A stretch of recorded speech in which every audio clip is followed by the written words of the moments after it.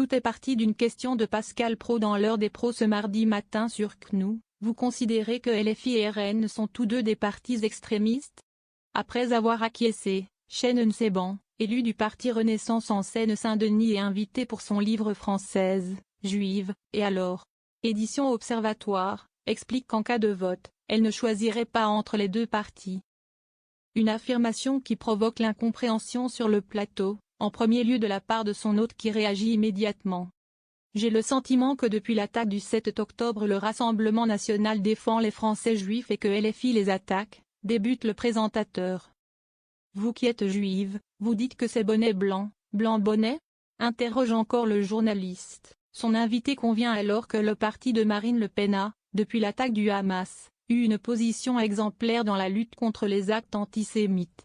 Elle émet cependant des nuances. On ne peut pas oublier le passé du parti, il ne suffit pas d'un voyage de Jordan Bardella pour le faire disparaître. Poursuit-elle, faisant référence à une récente visite du président du RN en Israël. Admettons que le RN ne soit plus antisémite, qu'il soit xénophobe et raciste me suffit pour le combattre. La représentante du bloc central appuie son argumentaire sur les brebis galeuses du parti lors des dernières élections législatives.